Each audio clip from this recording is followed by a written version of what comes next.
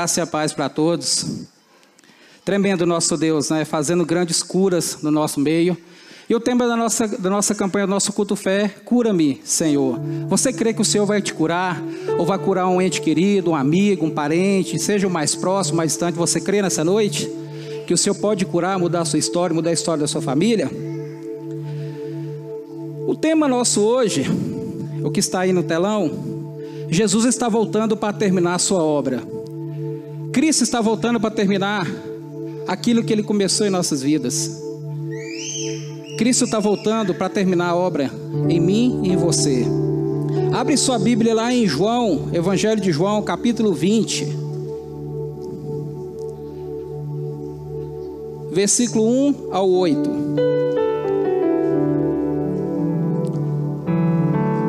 Evangelho de João, capítulo 20, versículo do 1 ao 8.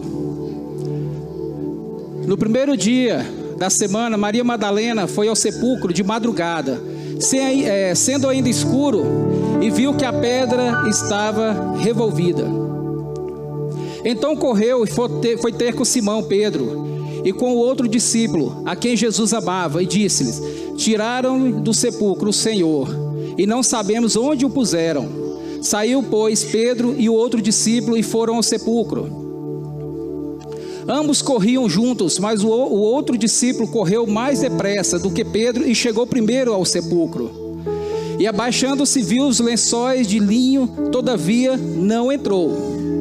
Então Simão Pedro, seguindo, chegou, entrou no sepulcro e também viu os lençóis. E o lenço que estivera sobre a cabeça de Jesus, e que não estava com os lençóis, mas deixado no lugar à parte. Então entrou também outro discípulo que chegara primeiro ao sepulcro e viu e creu. Então é só até o 8. Tem outra parte de um versículo que diz que encontrou o lenço dobrado. E nós vamos nos atentar muito a respeito desse lenço dobrado. Aqui diz que, por que Jesus dobrou esse lenço?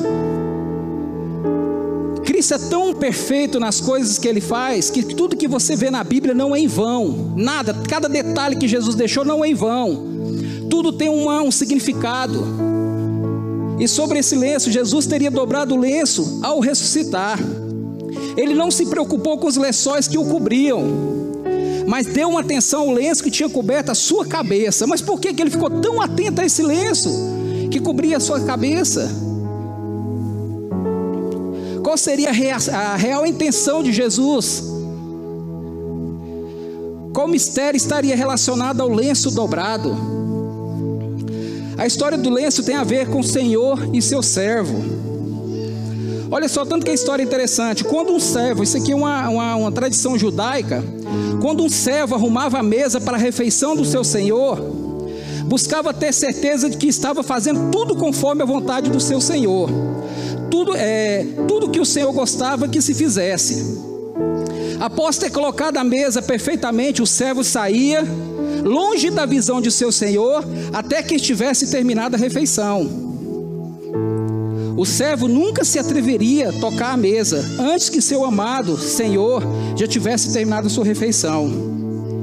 Depois de ter terminado a refeição, o Senhor levantaria, pegaria o seu lenço, fora colocava dobrado sobre o prato na mesa, limparia seus dedos, sua boca e sua barba, embolaria o lenço e jogando sobre a mesa.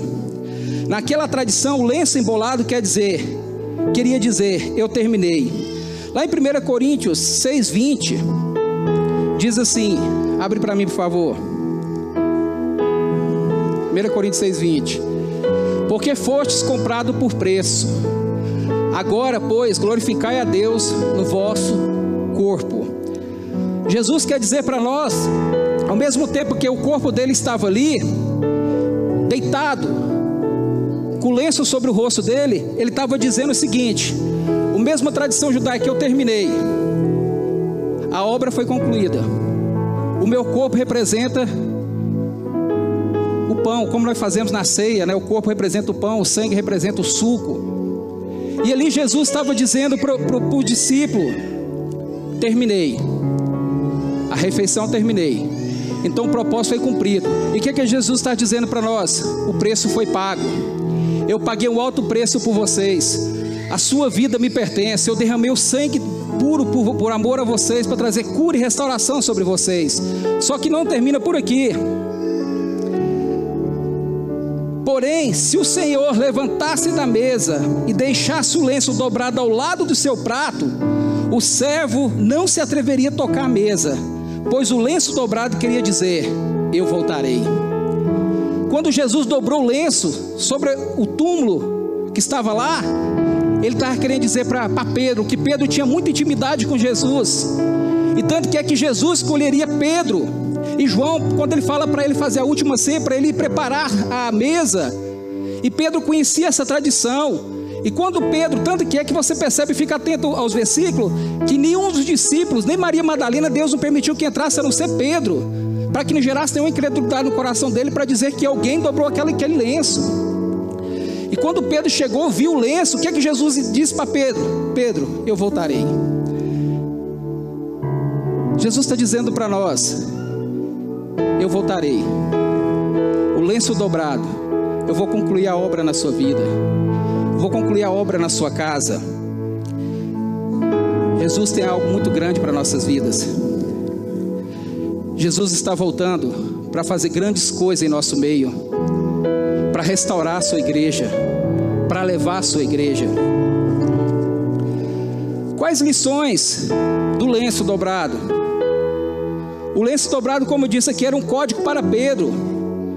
João chega primeiro ao sepulcro, só que Pedro é o único que entra primeiro, lá dentro, para ver o que tinha acontecido. E ele viu esse lenço dobrado. Então Pedro entendeu que Jesus voltaria.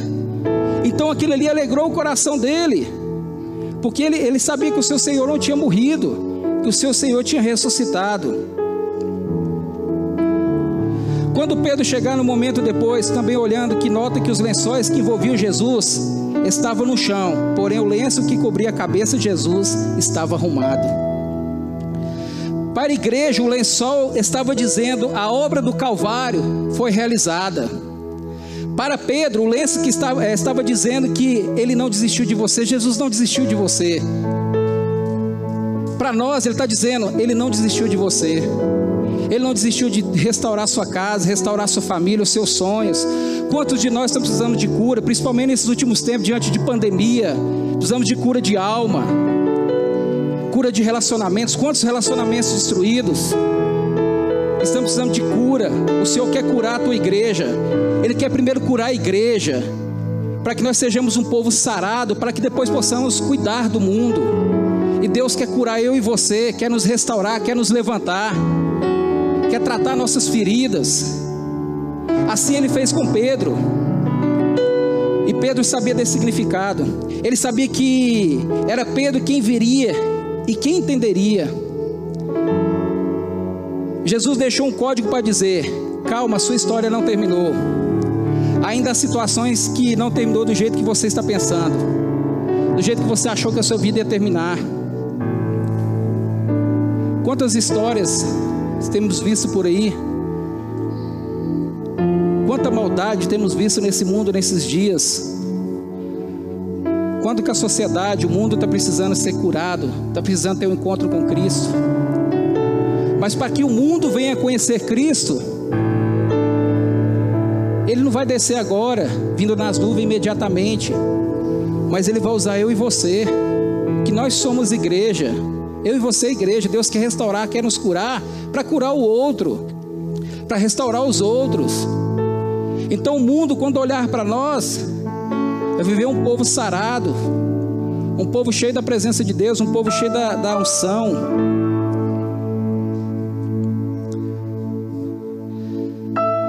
Haviam coisas que ficaram pendentes. Lá em Lucas 22, 54 diz que Pedro passou a seguir Jesus de longe.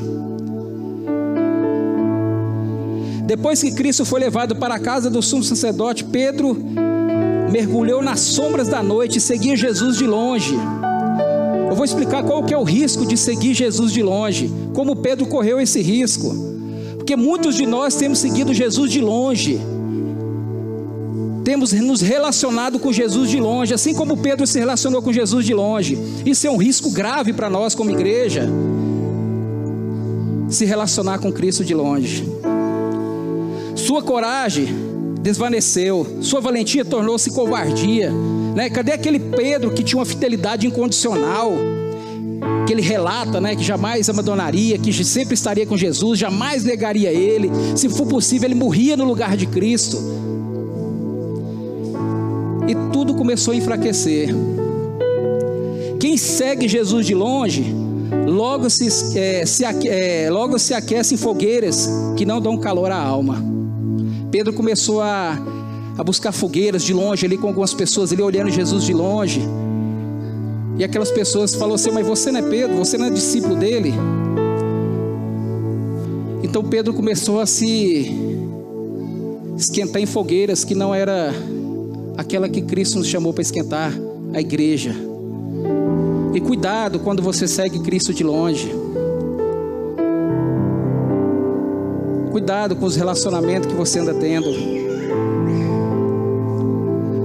Interessante que o pastor Marcos Paiva pregou algo quinta-feira que me chamou a atenção, que é uma frase que muito tempo que eu não ouvia, né? Que as más companhias corrompem os bons costumes. Isso é verdade. Comece a se relacionar com o mundo, comece a andar com o mundo, você vai se tornar o mundo. Não tem como se relacionar, não tem como viver. O nosso papel como igreja é se relacionar com o mundo para trazer eles para Cristo, mas muitos têm visitado lá e têm permanecido por lá, e o pior, têm morrido por lá, têm sofrido a segunda morte, que é morrer sem Cristo. Então cuidado quando você segue Jesus de longe. Quem segue a Jesus de longe logo se assenta com más companhias, como foi dito agora. As más companhias corrompem os bons costumes. Você é a média das 5 pessoas que você mais anda. Começa a olhar as pessoas que você mais anda e olha o currículo, olha a cultura daquelas pessoas, e você vai perceber que você também vai se tornar igual. Anda com pessoas que lê livro, começa a andar com pessoas que vão à biblioteca constantemente. Menos você percebe, você vai estar lendo livros. Anda com pessoas que são apaixonadas por Jesus, logo você também está apaixonado por Jesus. Agora começa a se relacionar com o mundo, logo você está apaixonado pelo mundo de novo. Quem segue Jesus de longe, logo nega o autor da vida. A Bíblia diz que não tem como servir a 2 senhores. Há de agradar a um e aborrecer a outro. Não tem como. A Bíblia diz que é impossível servir a 2 senhores. Não tem como você servir 2. Como que o Senhor vai vir para terminar uma obra na sua vida, se você não seguir o Senhor seu, Jesus Cristo? Não tem como se relacionar com 2. Infelizmente, em outras religiões, para não citar, existia simpatizantes. Hoje existe crente simpatizante. E ser cristão não é religião, é um estilo de vida. É mudança de dentro para fora. É mudar a minha forma de falar, de representar Cristo, de se relacionar com as pessoas. Isso é ser cristão. Cristão é ter um estilo de vida, é mudança por completo. Quem segue Jesus de longe, logo negará. Pedro negou a Cristo 3 vezes. E Pedro era o mais íntimo dos discípulos de Jesus. Ele era o mais próximo. Ele andou com Jesus no seu ministério. Ainda assim ele negou. Quantos de nós, nas nossas atitudes diárias, quantos de nós no nosso dia a dia negamos a Jesus? E por isso que muitas vezes estamos enfermos, seja emocional, seja físico, porque estamos olhando e relacionando com Cristo de longe. Não tem como eu ser sarado, curado, se eu não relaciono com esse Cristo. Como que Ele vai me curar?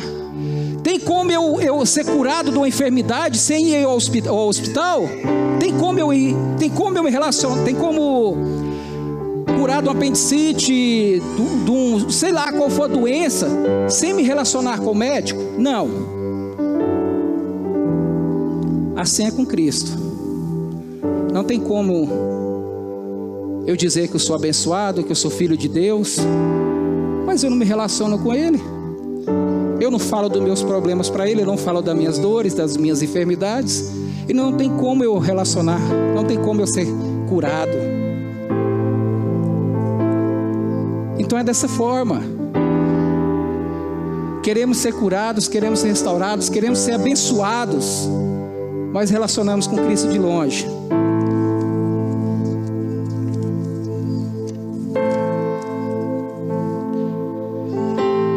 O lenço dobrado nos ensina que um novo tempo é chegado. O lenço e o lençol deixado para trás era a morte sendo vencida e a humilhação sendo esquecida. Ele venceu a morte, o inferno e a sepultura. Olha que interessante, as especiarias, os perfumes não foram usados. As especiarias serviam para dois propósitos. Eram usados para um conservante, para retardar o processo de decomposição, no caso hoje usa o formol, né? Eles também eram usados para cobrir o cheiro de morte.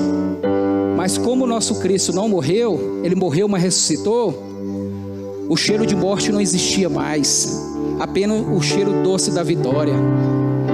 Você tem que crer nisso. Jesus morreu por mim, por você, mas Ele ressuscitou.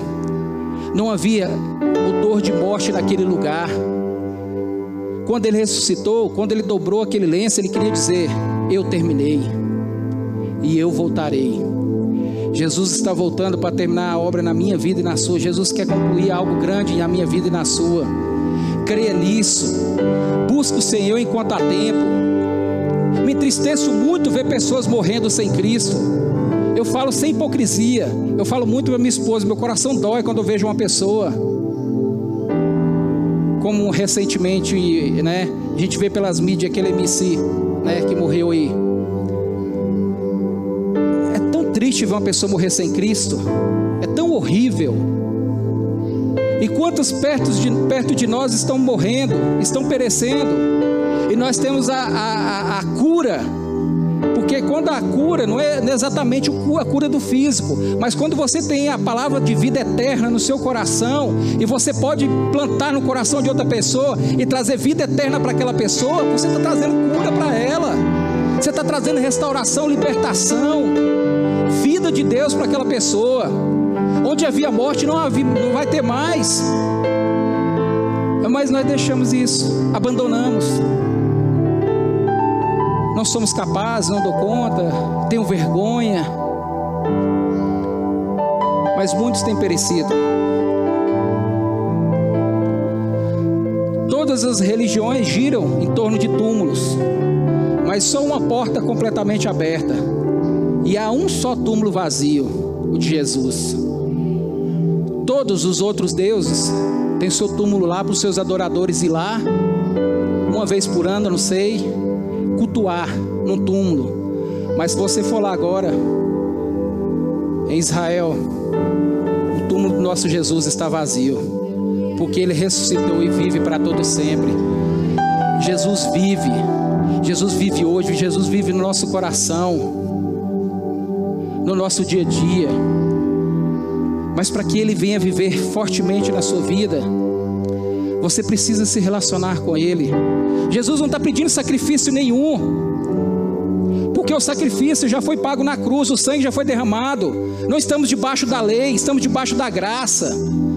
Mas lembra que a graça não me dá libertinagem para fazer nada de errado, tá? As pessoas confundem a graça, acham que eu estou pronto para fazer todos os pecados, porque uma vez salvo, sempre salvo. Não, pelo contrário. Então não esteja debaixo da lei, não esteja debaixo de jugo. O cair é do homem, mas o levantar é de Deus. Você caiu, levanta. Senhor, me ajuda. Senhor, eu estou pecando assim, estou errando assim, me ajuda. Eu preciso ser restaurado, eu preciso ser mudado. Me ajuda a vencer o pecado da minha vida.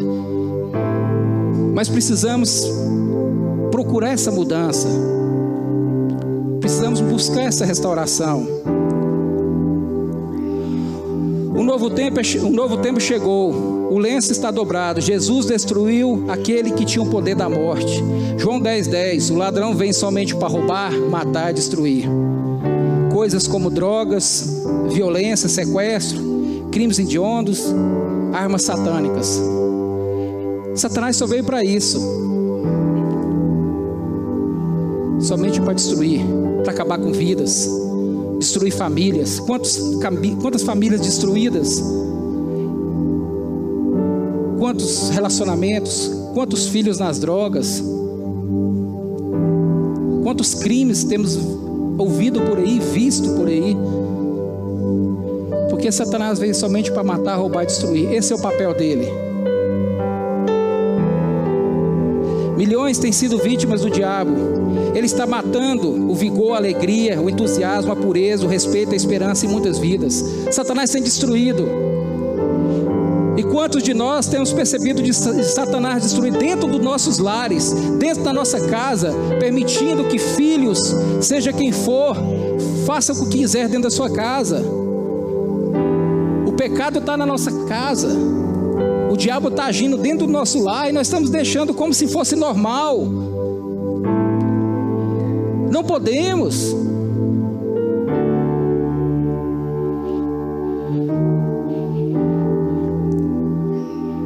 Esses dias eu estava na casa de alguns cristãos, amigo sim, não é da comunidade, tá, gente? Os pais cristãos e os filhos dançando no TikTok.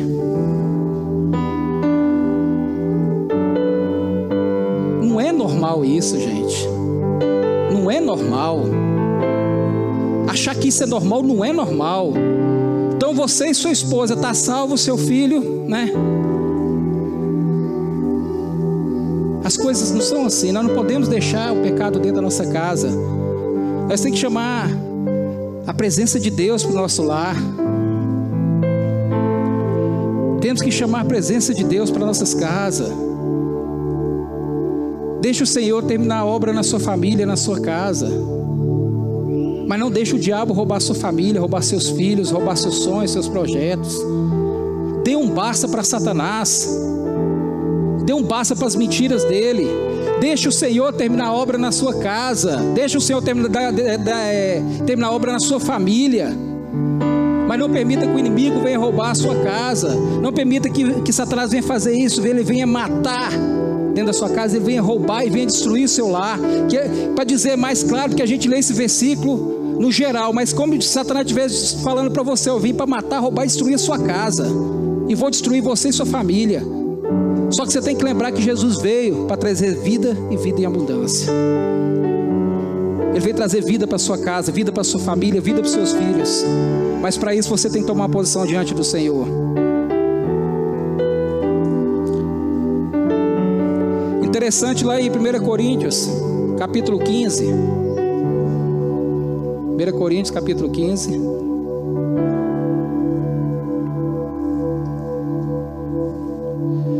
Versículo 54. E quando este corpo corruptível se revestir de incorruptibilidade, e o que é mortal se revestir de imortalidade, então se cumprirá a palavra que está escrita: tragada foi a morte pela vitória. 55. Onde está, ó morte, a tua vitória? Onde está, ó morte, o teu aguilhão? Versículo 57 agora. Graças a Deus que nos dá a vitória por intermédio de nosso Senhor Jesus Cristo. Quando estamos em Cristo, onde está a morte? Você? Podemos perecer no físico, podemos perecer na carne, mas quando estamos em Cristo não sofreremos a segunda morte. Porque quem está em Cristo não vai sofrer a segunda morte. Pelo contrário, nós damos muito valor nessa vida, mas esquecemos que o principal é a eternidade. O principal é a vida eterna. Então nós temos que guardar e preparar o nosso coração para lá. E é para lá que nós vamos. Nós damos valor muito nessa vida. Igual aquela velha história. Essa vida é uma gota d'água do oceano. E a eternidade com Cristo é o oceano todo. Então não vale a pena trocar a gota do oceano pelo oceano todo. E Satanás está nos enganando e está enganando a muitos, dizendo que a gota é muito mais importante que o oceano. Mas não é. E Cristo é o oceano todo. Satanás é a gota. Quem você escolhe? E que fonte de água você está bebendo? E que água você está bebendo? Jesus diz que aquele que beber da água que Ele der a nós, jamais terá sede. Então Jesus está nos dando uma água de vitória. Em Apocalipse 1,18 diz: e aquele que vive estiver morto, mas eis que estou vivo pelos séculos dos séculos, e todas as chaves da morte e do inferno. E Hebreus 2,14: visto pois que os filhos têm participação comum de sangue, de carne e sangue, deste também ele igualmente participou, porque por sua morte destruíste aquele que tem o poder da morte, a saber, o diabo. Jesus tem um poder. Satanás não tem autoridade sobre a morte. Satanás não tem autoridade nem sobre o inferno, que é o lugar dele eterno. Tudo está na mão de Cristo. Mas para isso você tem que fazer a sua escolha hoje, de receber esse Salvador na sua vida, de ter Cristo na sua vida, de se relacionar com esse Cristo. Ele tem grande vitória para a sua vida.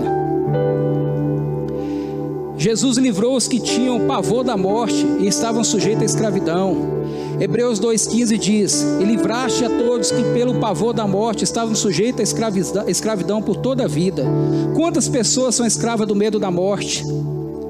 Vivem debaixo de pavor. Cristo morreu na cruz para nos livrar desse pavor e da escravidão. Ele venceu a morte. Ele nos deu autoridade também para vencer a morte. Jesus está procurando seguidores, de fato. Em Apocalipse 3,20 diz que eis que estou à porta e bato. Aquele ali que está dizendo para a igreja. Então quando estamos no louvor, quando estamos na adoração, quando estamos na nossa casa, Cristo está batendo. Ele quer se relacionar comigo e com você. Ele quer ceiar. Mas para isso você tem que abrir o seu coração, você tem que permitir que Ele entre. Quantos de nós, quanto tempo de caminhada cristã que temos? Eu tenho 20 anos. Graças a Deus, Deus não permitiu nem me desviar. Pequei, errei durante o caminho várias vezes. Mas lembra que eu disse que o cair do homem é levantar de Deus? Deus me levantou e eu tenho certeza que levantou vários. Mas permanecemos firmes. Hoje é o dia que você tem que mudar a sua forma de agir, com se relacionar com o Senhor. Jesus disse: eu terminei e voltarei. E Ele voltará para buscar eu e você. Ele voltará para buscar a tua igreja, buscar a tua noiva, a noiva apaixonada por Ele.